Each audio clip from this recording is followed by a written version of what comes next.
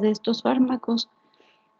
Ayer nada más voy a compartirles la presentación, estábamos hablando de los efectos adversos y nada más tenía pendiente de mostrarles un par de diapositivas.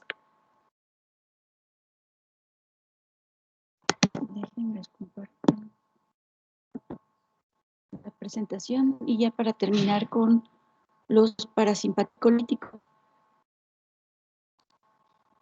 Ahí se ve la presentación, la gran.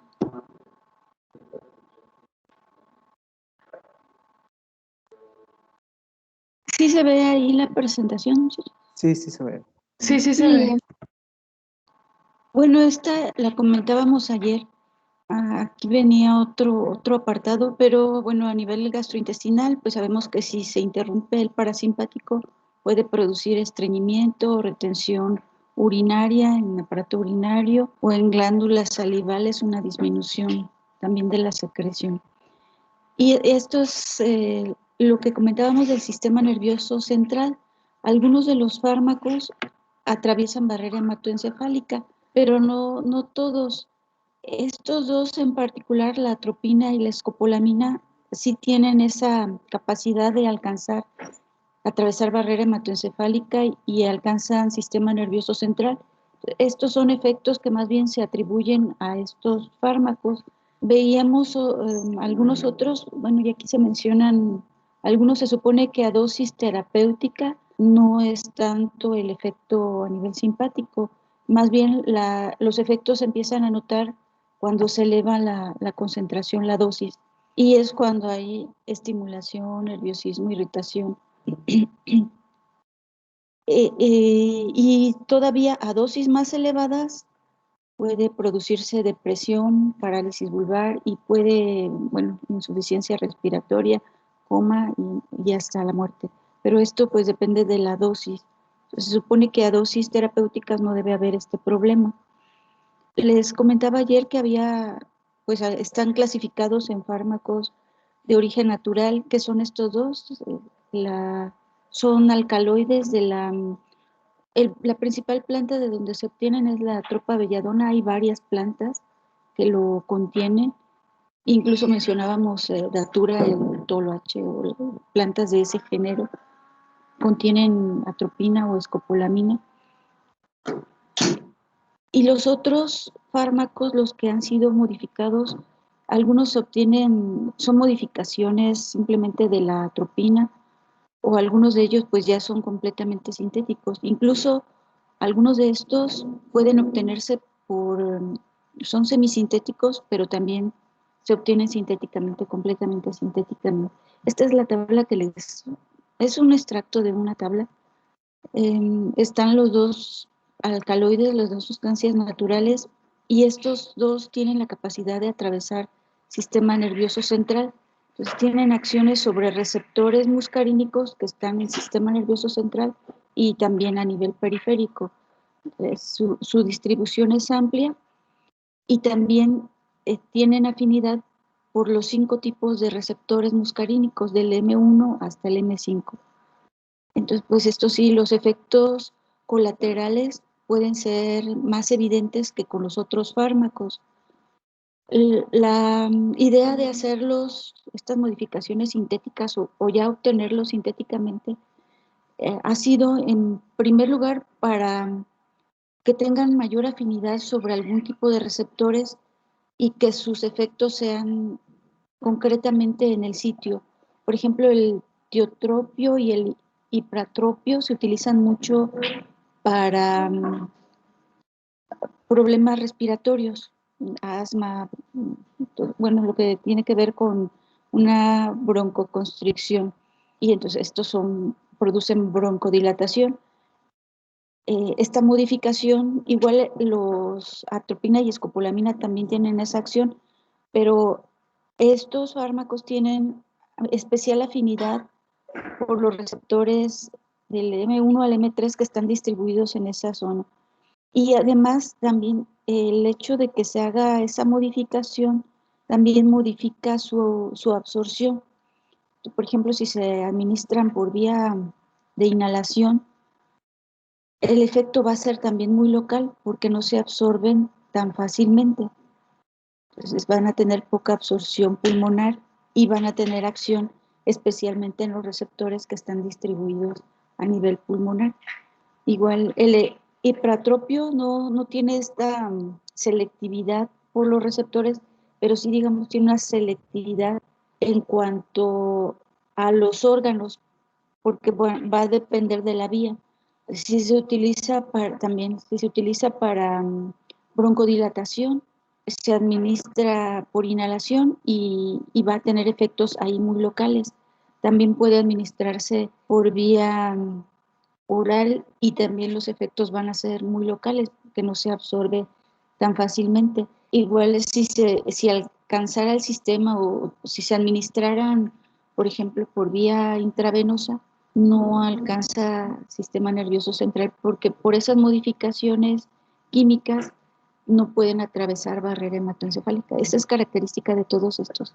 Este es otro, la pirenzepina. Tiene especial afinidad por los receptores M1, aunque también en menor medida por los dos y en mucho menor medida por los M3. Sí, entonces sí tiene afinidad por los diferentes receptores, pero sí es casi selectivo específico por los receptores M1. Bueno, esto es lo que les quería mostrar. Aquí, si ven, ya eliminé lo de la anemia. Eso no, sí era un error a la hora de hacer la diapositiva. Entonces, sí tiene efectos, especialmente estos efectos colaterales del sistema nervioso central, pero son especialmente de estos fármacos que sí atraviesan barrera hematoencefálica. Maestra, yo no entendí lo de que dice M1 a 5. ¿Se refiere a que es de los receptores de M1 a 5 o hay una subvariación del 1 que es 5? Ah, no, sí, sí, es del M1, M2, M3, M4 y M5. Si quieren, lo corrijo aquí para que quede más claro. Sí, del M1 hasta el M5, pero pasando por el 2, 3 y 4. Estos. Aquí también Ok. la atropina y la escopolamina y el hipratropio. Quiere decir que tienen afinidad por los 5 subtipos de receptores muscarínicos. Y aquí sí, el tiotropio sí solamente por el M1 y por el M3. Sí, no sé si queda ahora más claro. Sí, queda claro. Muchas gracias. Sí. ¿Alguna otra duda, comentario? Simpaticolíticos.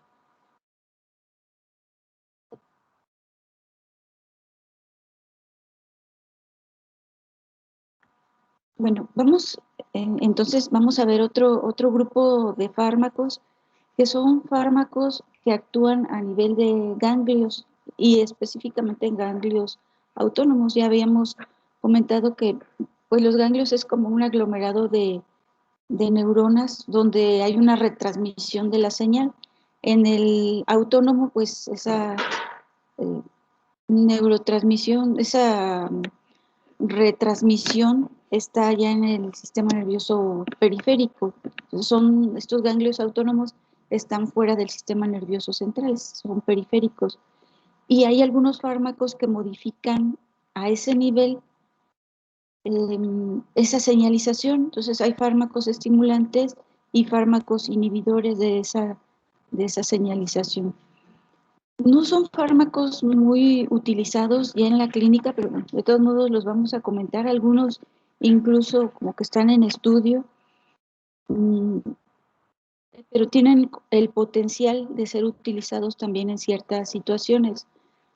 Bueno, aquí está el dibujo de las neuronas autónomas y aquí sería este centro de retransmisión donde está el ganglio y donde se unen la neurona preganglionar con la neurona postganglionar. Entonces, comentábamos que en este punto la neurona postganglionar tiene un receptor, o un tipo de receptores, receptores nicotínicos, que son receptores acoplados a canales iónicos, como viene acá en la figura.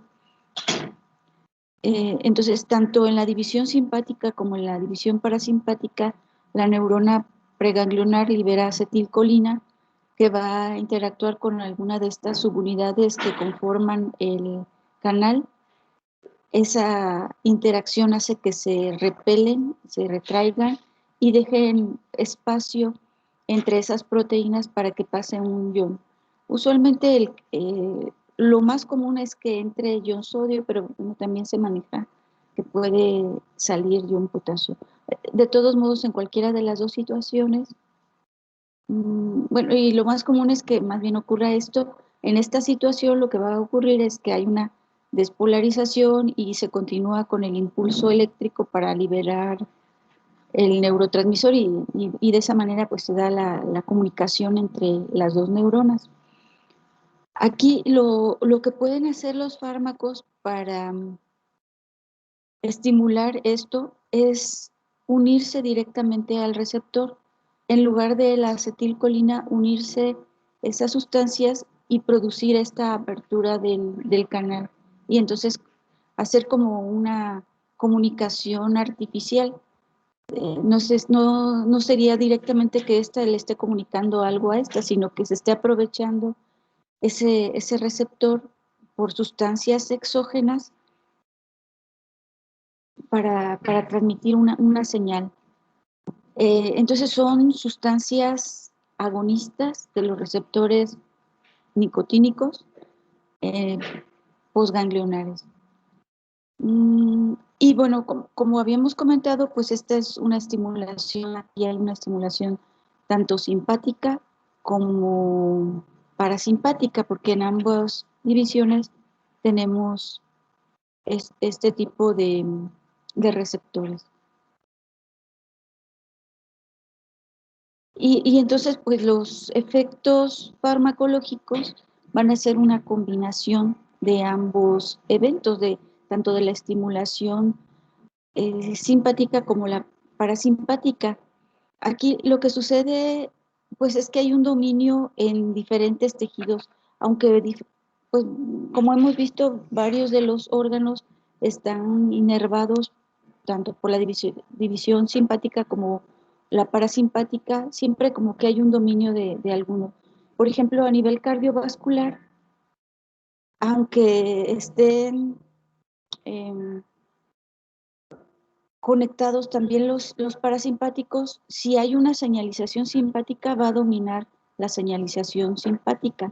Entonces en el cardiovascular va a haber un aumento en la presión arterial por esta estimulación ganglionar y aumento de la frecuencia cardíaca. Y aunque se esté enviándose la señal parasimpática, va a dominar la señal simpática. Y en el gastrointestinal hay un dominio parasimpático, entonces aunque también tengamos conexiones simpáticas, si se están enviando señales de ambas simultáneamente, va a haber un dominio parasimpático, entonces hay un aumento de la actividad gastrointestinal. Bueno, aquí en la imagen está la acetilcolina y aquí están los receptores nicotínicos y bueno, es como se envía la señal en el simpático. Entonces tenemos aquí esta estimulación a este nivel y también a este nivel simpático y parasimpático. Aquí en la diapositiva también se habla de que en algunos otros órganos depende de la dosis si hay un dominio simpático o parasimpático. Por ejemplo, en aparato respiratorio, a dosis baja es un dominio simpático y a dosis altas es un dominio parasimpático. También en glándulas exocrinas, a dosis bajas hay un dominio simpático y a dosis altas hay un dominio parasimpático.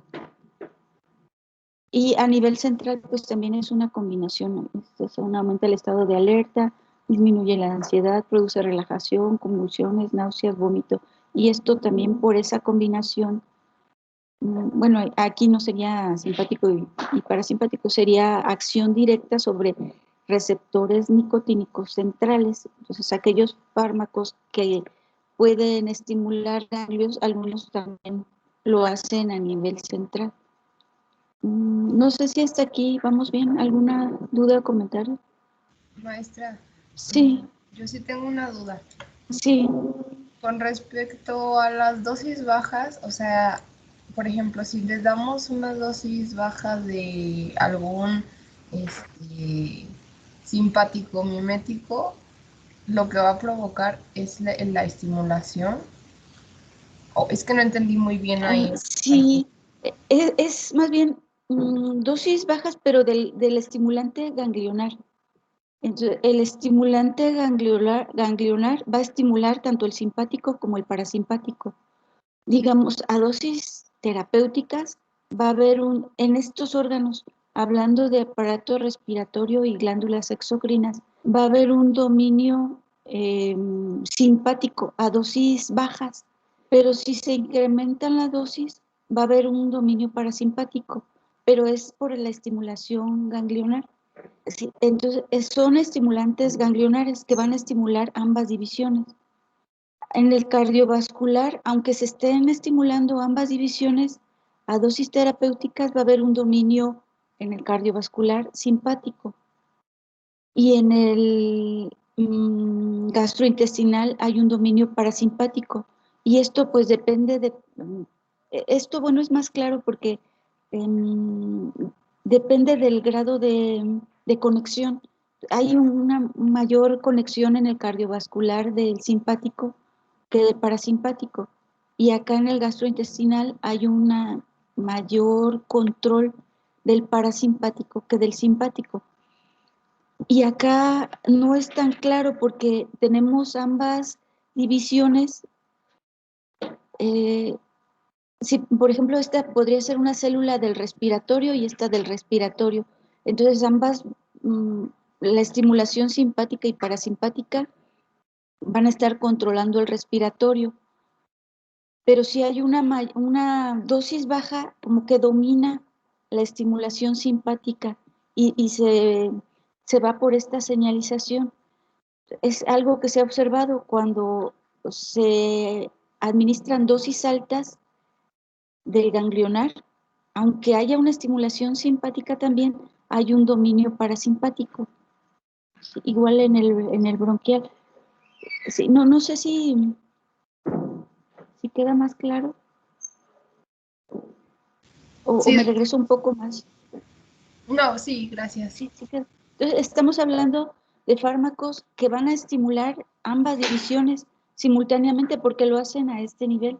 Y en ambas divisiones tenemos estos ganglios y estos receptores nicotínicos. Y como actúan sobre los receptores nicotínicos ganglionares, pues van a actuar sobre ambas divisiones. Entonces, nada más, al final, pues no es como que haya si el efecto resultante no es siempre como que haya un equilibrio, sino hay un dominio de uno o dominio de otro. Eso es pues lo que hacen estos fármacos estimulantes. ¿Sí? ¿Alguna otra duda hasta aquí?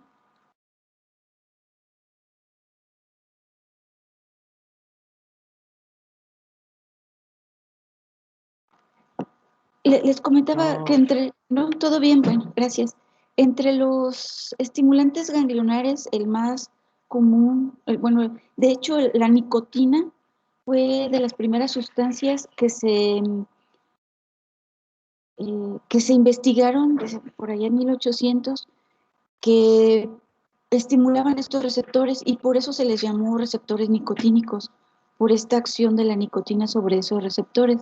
La nicotina es un alcaloide del tabaco y aparentemente pues refuerza, porque tiene acciones a nivel central, pero también tiene acciones a nivel de ganglios autónomos. Y entonces todos los receptores sobre los que actúa la nicotina son receptores nicotínicos y son receptores acoplados a canales iónicos. Y bueno, sí hay preparaciones farmacológicas, ahorita vamos a hablar. Mucho de lo que se ha estudiado, pues más bien es toxicológico, porque incluso algunos insecticidas están hechos a base o entre sus componentes contienen nicotina. Otro alcaloide, es lobelina. Esta planta es el tabaco, esta de la fotografía. Pero hay otra planta que se llama Lobelia inflata y uno de los alcaloides es la lobelina y también tiene acción directa sobre los receptores nicotínicos, aunque la nicotina tiene como acción más intensa. Estas sustancias, a diferencia, y bueno, estos son como fármacos que han estado en investigación, pero ya tiene mucho tiempo y no, como que permanecen ahí todavía. Sí, incluso de este se maneja todavía más bien el nombre químico. Y no se utilizan, son sustancias que están como en investigación o se utilizan como controles en investigaciones. Entonces, sí, realmente aplicaciones clínicas, creo que solo la nicotina, incluso la lobelia también tiene mucho tiempo. La lobelia como que pensó también en un momento en utilizarse como tratamiento para eliminar la adicción al tabaco, pero sigue utilizándose más la nicotina. Mm, y bueno, todas estas sustancias van a desplazar a la acetilcolina, pero sobre esos receptores nicotínicos, o van a sustituirla. Pero como hemos comentado, la acetilcolina pues se degrada rápidamente, ahí está la enzima acetilcolinesterasa, entonces aunque se libera una gran cantidad por la neurona preganglionar o presináptica, pues se degrada rápidamente. Y estas sustancias no se degradan, no, la acetilcolinesterasa no tiene acción sobre ninguna de ellas. Y también la unión, aunque la unión sobre los receptores pues es más persistente y puede estar ahí, permanecer en la sinapsis y estar estimulando frecuentemente pues con mayor intensidad a esos receptores. Esta es la nicotina, ahorita la vamos a volver a mencionar. Pues hay preparaciones farmacéuticas y concretamente su uso es para ayudar a lograr abstinencia en el consumo de tabaco. Entonces son parches que contienen nicotina. Fue de las primeras, ya lo habíamos comentado también, de las primeras sustancias que se descubrió que se absorbían a través de la piel. Entonces, en pues se aprovecha esa propiedad para elaborar estas presentaciones de parches transdérmicos. Dice vía de administración tópica. Lo que pasa es que se aplica sobre la piel, pero la administración es transdérmica, atraviesa la piel para llegar a la circulación sanguínea y alcanzar estos ganglios. Y el sistema nervioso central, porque parte de la adicción tiene que ver con los efectos también centrales. Hay diferentes preparaciones, estos parches transdérmicos, pero hay otros, goma de mascar y comprimidos sublinguales que contienen nicotina en diversas preparaciones y también en concentraciones diferentes. Aquí está, dice 21 miligramos cada 24 horas y vienen en etapas. Esta forma farmacéutica viene en etapas, entonces se administra durante un tiempo, alrededor de una semana, todos los días esta presentación y luego viene la etapa 2 que ya es una dosis menor, si mal no recuerdo es la mitad o 14 va disminuyendo de 7 en 7 y son varias etapas hasta que pues ya deja de contener nicotina. Eh, pero bueno, les comentaba que estas sustancias pues más bien tienen, aparte de esta aplicación, tienen también interés toxicológico, porque pues varios insecticidas, incluso el tabaco, se supone que si nos comiéramos ¿sí? por vía oral algunos 2 o 3 cigarros, alcanzaríamos una dosis letal, se alcanza la dosis letal con esa cantidad de tabaco. Y bueno, lo que sucede es que cuando se fuma, pues sí se va quemando, entonces no se alcanza a ingerir tal cantidad, es una cantidad mucho menor, pero sí es la dosis letal media de la nicotina sí es baja, es con poca cantidad. Em, y bueno, también por eso se utiliza como insecticida. Sí, a lo mejor a nadie se le ocurre comerse un cigarro. No sé, a lo mejor, este tipo de intoxicaciones pues sí han ocurrido con niños. Y se tienen pues estos efectos adversos que tienen que ver con la toxicidad, que sería desde problemas gastrointestinales, cardiovasculares, respiratorios, incluso de glándulas exócrinas. Y bueno, vienen los bloqueadores ganglionares. No sé si tengan algún comentario con respecto a los estimulantes ganglionares.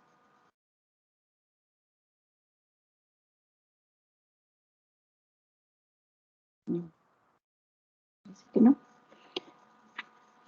Yo sí, doctora. Sí, a ver, no.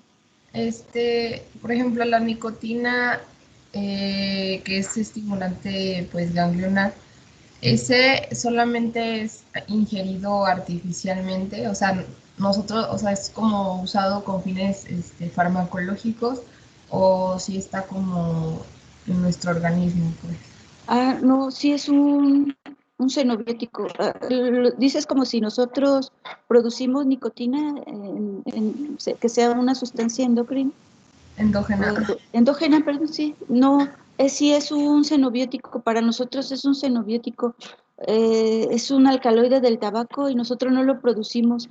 Se le llama receptores nicotínicos porque en los estudios muy antiguos, eh, antes de descubrir que eran receptores de la acetilcolina, se observó esta afinidad por la nicotina, pero si no, no la producimos nosotros. Y eso se me hace muy interesante porque como sustancias mm,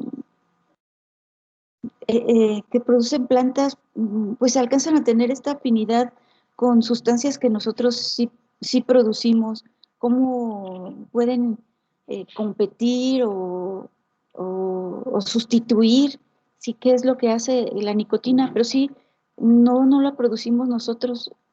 Todos estos, incluso pues también la lobelina, también es un alcaloide y tampoco lo producimos, simplemente tienen algún parecido. Sí vemos las estructuras químicas, pues no se parecen tanto, pero sí tienen cierto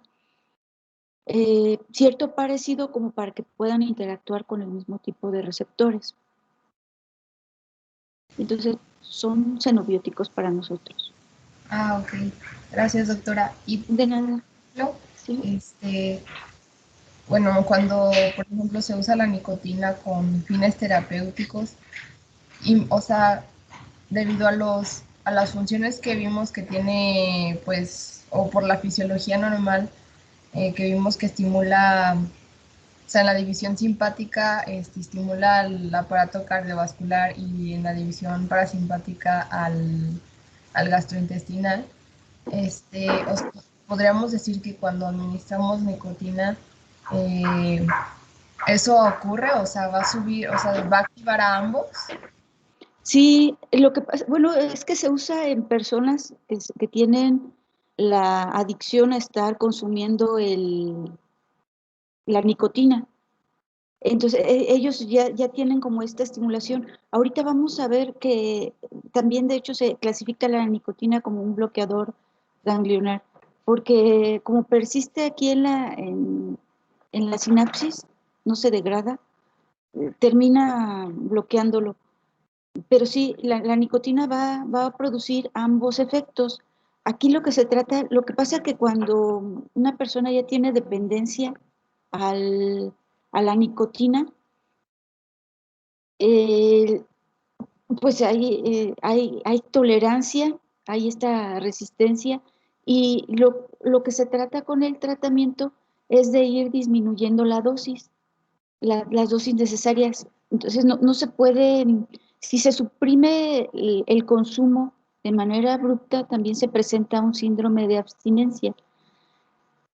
Entonces, por ejemplo, el organismo de estas personas que están consumiendo tabaco ya tienen cierta tolerancia y tienen, ya la acetilcolina no está funcionando sobre los receptores porque está ocupada por la nicotina.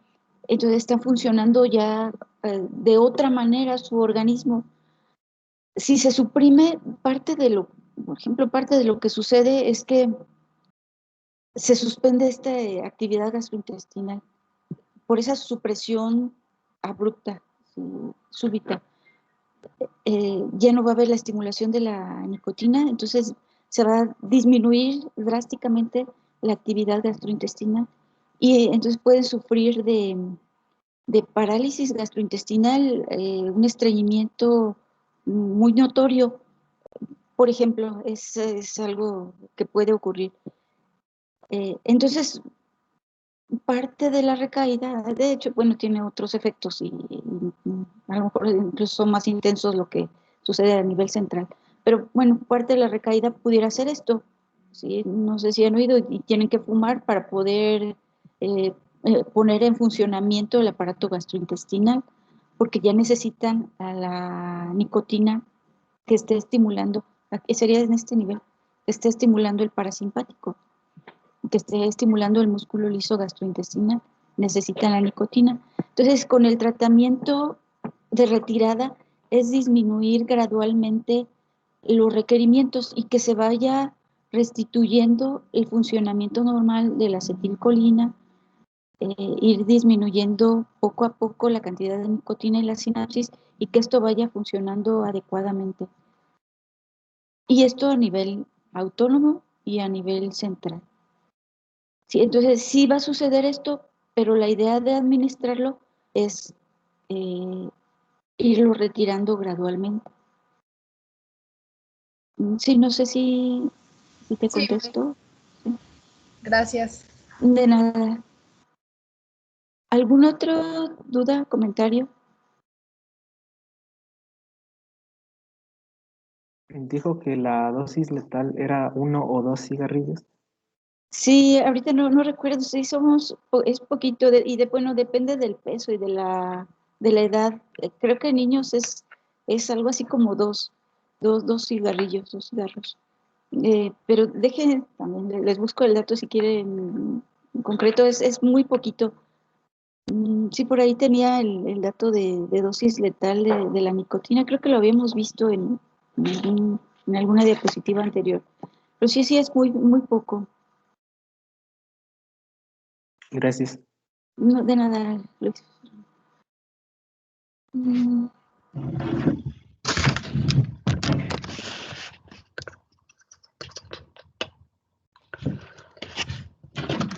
¿Algún otro comentario?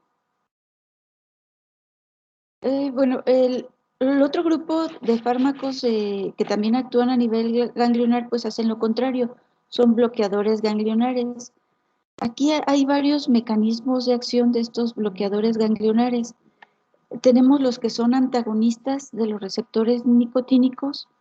Hay algunos que bloquean el canal iónico, directamente el canal iónico, y hay algunas otras sustancias que desensibilizan a los receptores nicotínicos, que es la acción de hecho de la nicotina. Aquí en este grupo tenemos también, no son fármacos muy utilizados, como que tienen el potencial de su utilización. Sí, bueno, hay otros fármacos, pues por ejemplo, si queremos activar el cardiovascular, pues hay otros fármacos, más bien nos vamos a los simpáticos, o si queremos activar o bloquear el simpático o el parasimpático, pues mejor se hace directamente. Aquí como que no han encontrado realmente una utilidad clínica, aunque sí se presumen ciertos efectos farmacológicos y el potencial de uso. En este grupo está la mecamilamina y el trimetafán.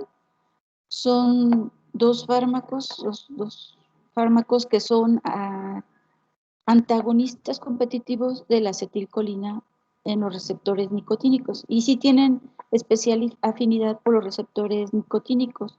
También estos casi no tienen afinidad por receptores muscarínicos. Algunos de estos, después los vamos a ver, también los vamos a mencionar, porque recuerden, estos receptores nicotínicos están en ganglio, pero también están en músculo esquelético. También ahí tenemos receptores nicotínicos. Entonces, pues no son tan selectivos para los receptores nicotínicos neuronales, sino también tienen cierta afinidad por los receptores nicotínicos musculares.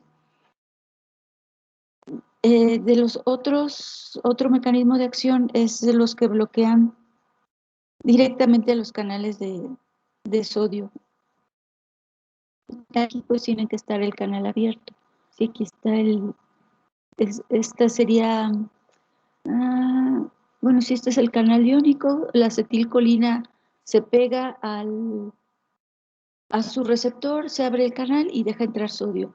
Y lo que hacen estos fármacos pues es pegarse en alguna parte de la cara interna, como que van a ingresar pero no caben y se asocian a alguna de las proteínas pero en la cara interna.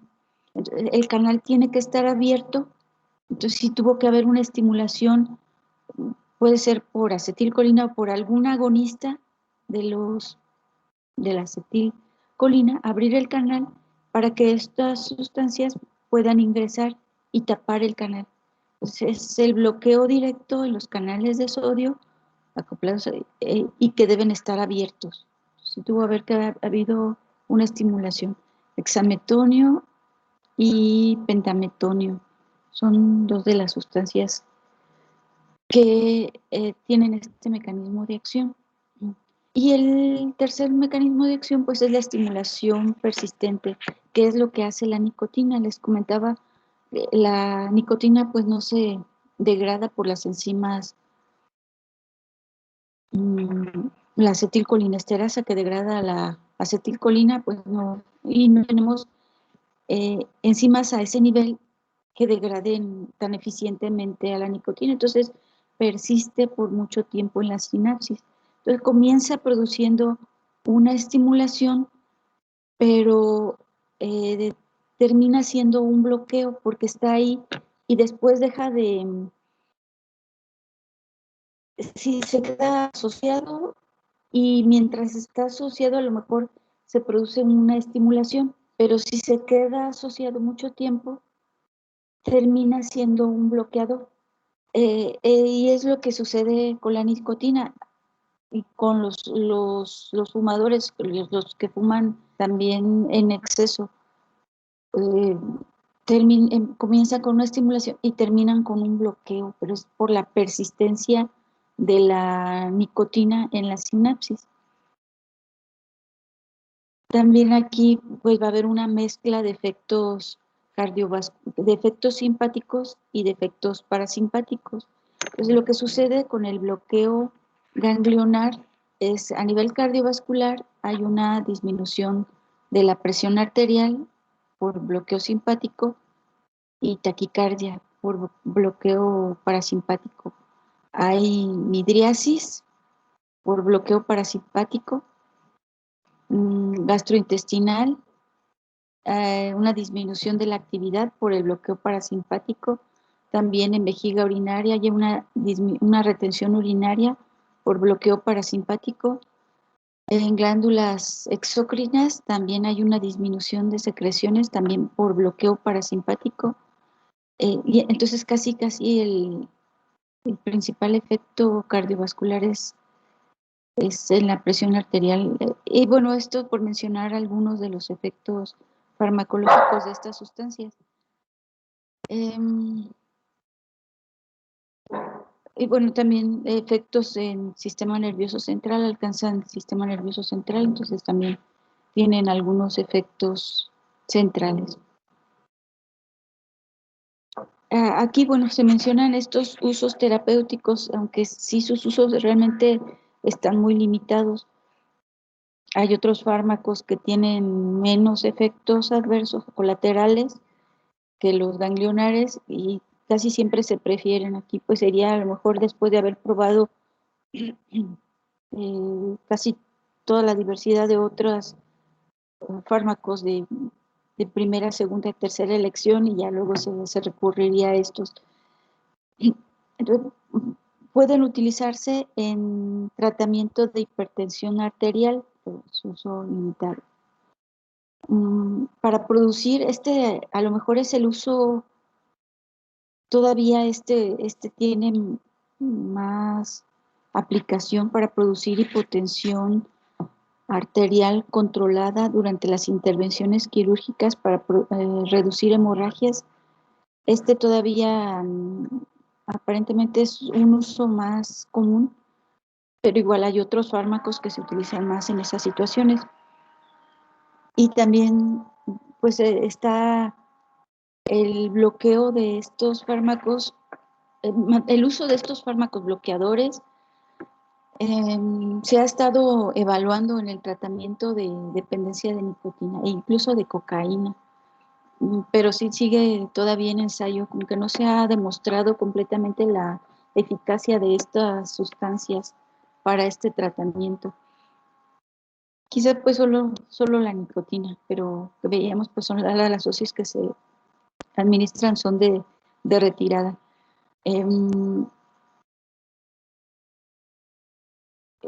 Bueno, estas son algunas de los efectos adversos que también pues tienen que ver con todos esos efectos colaterales por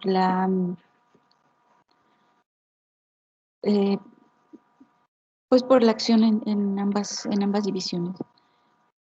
Hipotensión ortostática, que es esta hipotensión que tiene que ver con la modificación en la postura, o hipotensión postural, alteraciones visuales, serostomía, estreñimiento, dificultad de micción, impotencia masculina, anorexia, confusión, temblores, convulsiones, que es también una combinación de todo lo simpático, el bloqueo simpático y parasimpático. Y mucho de esto pues es lo que ha pues propiciado que no se utilicen tanto porque pues tienen una gran cantidad de efectos adversos. Y bueno, estos son los fármacos ganglionares. Esto es como conclusiones de los parasimpaticolíticos y de los ganglionares. Los fármacos que deprimen a la división parasimpática se les conoce como parasimpaticolíticos. Estos fármacos actúan como antagonistas de los receptores muscarínicos y hay otros fármacos que actúan a nivel ganglionar, algunos estimulando o deprimiendo el sistema nervioso autónomo. Y bueno, muchos de sus acciones también tienen que ver con que también viajan hasta a nivel central. Y bueno, los fármacos ganglionares son una combinación de acciones simpáticas o parasimpáticas. Si son estimulantes, pues vamos a tener estimulación simpática y parasimpática, y si son depresores o bloqueadores, vamos a tener una mezcla de depresión simpática y parasimpática. Y entonces, bueno, esto con respecto a los parasimpaticolíticos y a los ganglionares. ¿Alguna duda o comentario hasta aquí?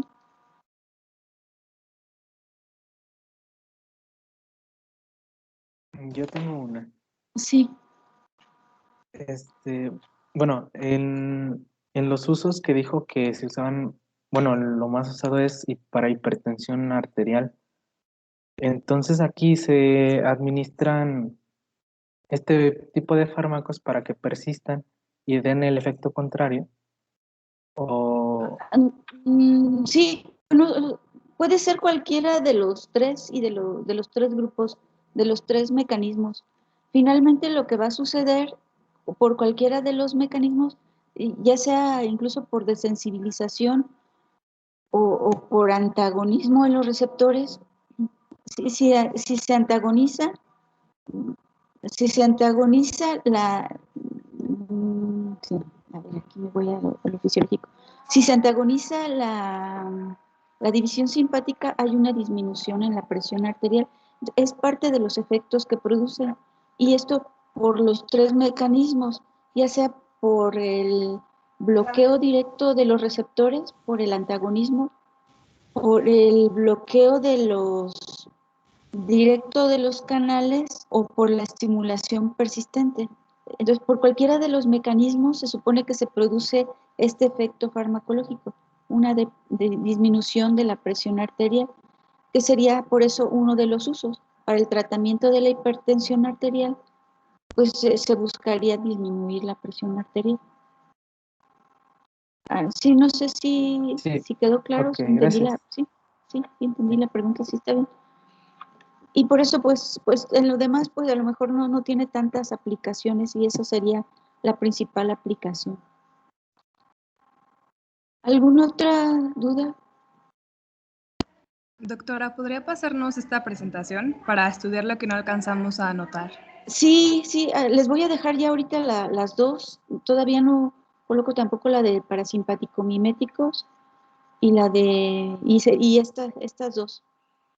Igual si voy muy rápido y quieren hacer anotaciones, pues también deténgame o podemos ir haciendo pausas. Pero sí, ahí se las dejo. Sí, muchas gracias. De nada. Y bueno, Doctora, sí, cuando dijo que era mucho más efectivo con los bloqueadores ganglionares, dijo que era mucho más efectivo utilizarlos directamente, o sea, no en el ganglio, sino como en la división, o sea, por ejemplo, si se quería eliminar el efecto que hace la acetilcolina sobre los receptores nicotínicos, dijo que casi no se usaba más que nada en el ganglio, se usaba más que fuera directamente en el, bueno, en el ajá, receptor, no sé. adrenérgico, aquí sería eh, como este sería la explicación. Por ejemplo, si los queremos usar como bloqueadores para disminuir la presión arterial, pues lo que se está haciendo es bloquear a este nivel la división simpática para que baje la presión arterial. Es el uso de los bloqueadores, pero pues esos bloqueadores también bloquean aquí, entonces se tienen muchos efectos colaterales relacionados con este bloqueo que también es parasimpático. Entonces, los fármacos que se utilizan, que después vamos a ver, actúan más a este nivel. Sí, aquí tendríamos al corazón, la célula efectora estaría el corazón o los vasos capilares para producir una baja en la presión arterial. Entonces, los fármacos que se utilizan más del sistema nervioso autónomo para disminuir la presión arterial son fármacos que actúan en los receptores, directamente bloqueando los receptores adrenérgicos. Sí, y así pues nos evitamos que haya en ambas divisiones, porque en el parasimpático pues no tenemos receptores adrenérgicos. Ah, ok, muy bien, ¿Sí? ya entendí mejor. Sí, y eso lo vamos a ver otro grupo de fármacos que sí actúan a este nivel. Ahorita ya vimos los que actúan, los parasimpático-miméticos que actúan a este nivel, estimulando. Los parasimpaticolíticos que bloquean a este nivel a los receptores muscarínicos. Los parasimpático-miméticos y parasimpaticolíticos actúan sobre receptores muscarínicos en este punto. Los receptores ganglionares actúan sobre receptores nicotínicos, ya sea estimulantes o, o bloqueadores. Y vamos a ver después los receptores, los fármacos simpático-miméticos que estimulan receptores adrenérgicos y fármacos simpaticolíticos que bloquean receptores adrenérgicos. ¿Sí? Gracias, doctora. De nada. Bueno, pues, ¿alguna otra duda, comentario?